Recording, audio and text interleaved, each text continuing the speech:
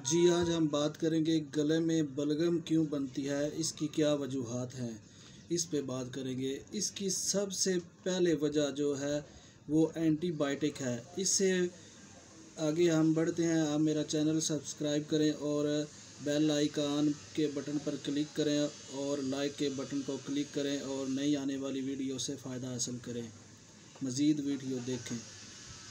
इसमें आपके गले में बलगम क्यों बनती है, आपके नाक में जो चीज़ें बनती हैं यानी गंदगी बनती है, इसकी सबसे बड़ी वजह एंटीबायोटिक है। जब आप किसी और मर्ज़ में मुब्तला होते हैं, बुखार होता है या जोड़ों का दर्द होता है या कोई और वायरल इन्फेक्शन होता है, कोई भी प्रॉब्लम होती है, उसमें आपको एंटीबायोटिक दिए जाते हैं जो हाई पोटेंसी होते हैं। उसमें इंजेक्शन फार्म होती है या कोई टैबलेट या कैप्सूल वगैरह होते हैं, वो आपकी इम्यूनिटी को टारगेट करते हैं। वो वक्ती तौर पे आप ठीक तो हो जाते हैं, लेकिन जो बैक्टीरिया हैं वो आपकी बॉडी के अंदर ही रह जाते हैं।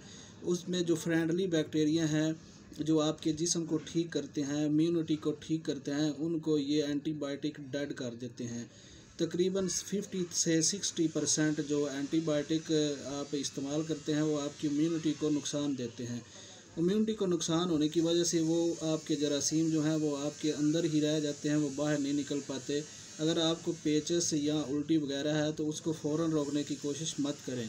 जब वो एंटीबायोटिक वगैरह आपको दिए जाते हैं उसकी वजह से वो वायरल इन्फेक्शन और बैक्टीरिया वगैरह वो आपके जिस्म के अंदर रह जाते हैं, उनकी वजह से वो फिर इम्यूनिटी कोशिश करती है। जब आपकी क़ुव्वत मुदाफ़त जो है वो क़ुव्वत मुदाफ़त अच्छी होती है तो वो कोशिश करती है कि उन बैक्टीरिया को बाहर निकाले, जो बलगम और रेशा की सूरत में आपके गले तक आ जाती है।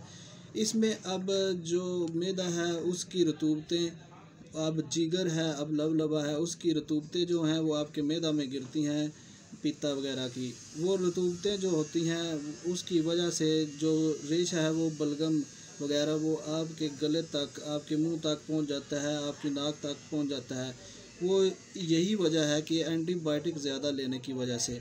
एंटीबायोटिक जो हैं वो फ्रेंडली जरासीम को मारती हैं और अपनी जगह बना लेते हैं, वो जरासीम अपने घर बना लेते हैं, जिसकी वजह से आपको क़ुव्वत मुदाफ़त में प्रॉब्लम होती है और आपके नाक से और आपके गले से जो है वो बलगम और रेशा खारिज होना शुरू हो जाता है।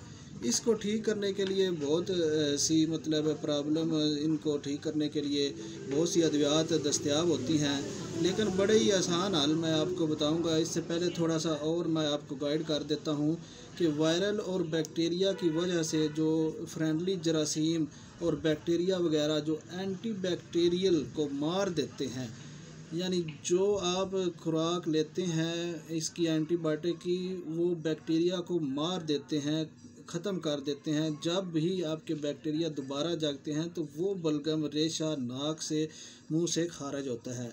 इस वजह से एंटीबायोटिक जो है वो कम से कम इस्तेमाल करें, बल्कि ना इस्तेमाल करें तो बहुत अच्छा है।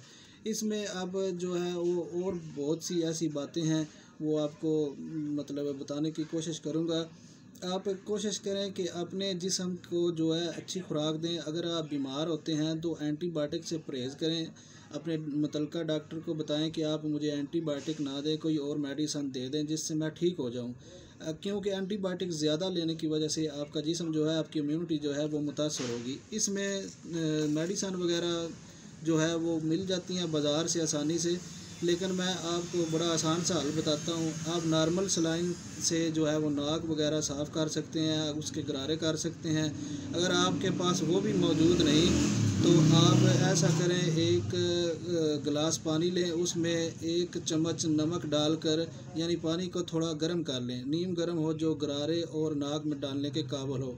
इस तरह के तरीके इस्तेमाल कर सकते हैं। या कोई भी काफ सिरप जो है उसमें जो है वो आप 1 गिलास पानी गर्म करें, उसमें 2 चम्मच काफ सिरप डाल कर उसके गरारे करें, उसको पी भी लें। इसमें नज़ला और ज़ुकाम वगैरह जो है वो ठीक हो जाएगा। इसमें जुशांदा वगैरह ऐसी चीज़ें मौजूद होती हैं, उनको कहवा वगैरह बनाकर आप पी सकते हैं। इससे अपनी कोशिश करें रेशा और बलगम खारिज करने की, लेकिन सबसे पहले कोशिश करें एंटीबायोटिक जो हैं उनको मतलब छोड़ दें। एंटीबायोटिक की वजह से ये सारा प्रॉब्लम लाक होता है। बहुत शुक्रिया, अल्लाह हाफिज़।